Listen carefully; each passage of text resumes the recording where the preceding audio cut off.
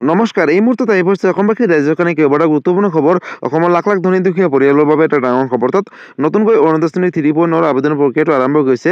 কিন্তু ক'ত কেনেদৰে আবেদন কৰিব, লগতে কি নথিপত্ৰৰ প্ৰয়োজন হ'ব, সবিশেষ জানিব। আৰু মুখ্যমন্ত্ৰী ডক্টৰ হিমন্ত বিশ্ব শৰ্মাই অৰুণোদয় শ্ৰেণী 3.0 লৈ কৰিলে বৃহৎ ঘোষণা।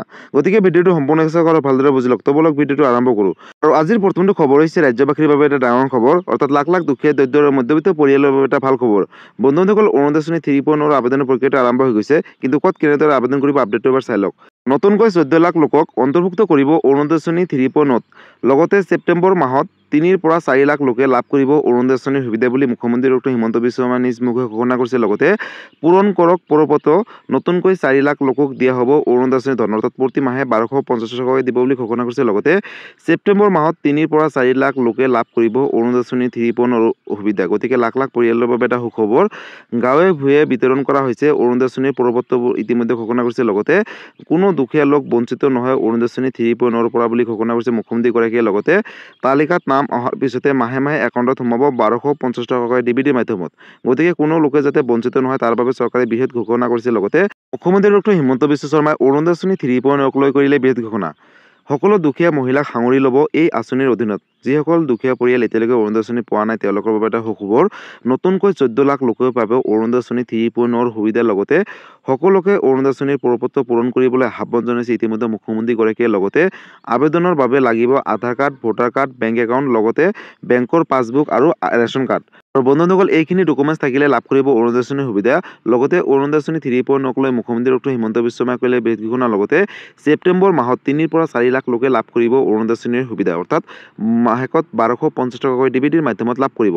গতিকে বন্ধুসকল, এইবাৰ যাতে কোনো দুখীয়া পৰিয়াল অৰুণোদয় শ্ৰেণী 3.0 পৰা বঞ্চিত নহয় তাৰ বাবে ইতিমধ্যে মুখ্যমন্ত্ৰীগৰাকীয়ে গাঁৱে ভূঞে দুখীয়া দৰিদ্ৰ আৰু মধ্যবিত্ত পৰিয়াল যাতে এইবাৰ অৰুণোদয় শ্ৰেণী 3.0 আবেদন কৰে তাৰ বাবে আহ্বান জনাইছে। আৰু ইতিমধ্যে আবেদনৰ বাবে পৰপত্ৰসমূহ বিতৰণ কৰা হৈছে।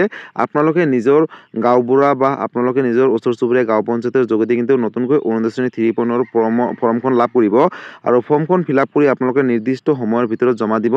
আৰু তাৰ বাবে যিখিনি ডকুমেণ্টছ ক'লোঁ এই ডকুমেণ্টছেৰে কিন্তু আপোনালোকে ধুনীয়াকৈ স্পষ্টকৈ শুদ্ধকৈ আপোনালোকে নিজৰ বেংক একাউণ্টৰ সৈতে আধাৰ কাৰ্ড লিংক কৰাকৈ আপোনালোকে গোটেইখিনি ডিটেইলছখিনি পূৰণ কৰিব আৰু এই ফৰ্মখন জমা দিব নিৰ্দিষ্ট সময়ৰ ভিতৰত। তেতিয়াহে আপোনালোকে লাভ কৰিব অৰুণোদয় শ্ৰেণী 3.0 সুবিধা। বন্ধুসকল, ইতিমধ্যে মুখ্যমন্ত্ৰী ডক্টৰ হিমন্ত বিশ্ব শৰ্মাই ঘোষণা কৰিছে যে অসমত যাতে কোনো মানুহে অৰুণোদয় শ্ৰেণী 3.0 পৰা বঞ্চিত নহয় তাৰ বাবে সকলোকে আহ্বান জনাইছে যে আপোনালোকে নিৰ্দিষ্ট সময়ৰ ভিতৰত অৰুণোদয় শ্ৰেণী 3.0 আবেদন কৰক আৰু প্ৰতি মাহে 1250 টকাকৈ লাভ কৰক ডিবিটিৰ মাধ্যমত। গতিকে যদি আপোনালোকে এজন যোগ্য পৰিয়াল হয় অৰুণোদয় শ্ৰেণী 3.0 বাবে, তেনেহ'লে আপোনালোকে অতি শীঘ্ৰে আবেদন কৰক। তাৰ বাবে আপোনালোকে ওচৰ চুবুৰীয়া গাঁওবুঢ়া বা আপোনালোকৰ ওচৰ চুবুৰীয়া ৱাৰ্ড মেম্বৰ বা আপোনালোকে গাঁও পঞ্চায়তৰ লগত যোগাযোগ কৰক। নতুনকৈ ফৰ্মখন বিতৰণ কৰা হৈছে।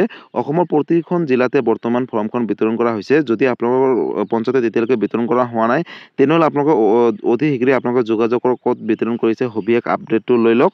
আৰু লগতে আপোনালোকে পৰপত্ৰখন লৈ একদম শুদ্ধকৈ স্পষ্টকৈ আবেদন কৰিব নিৰ্দিষ্ট সময়ৰ ভিতৰত আৰু আপোনালোকে জমা দিব।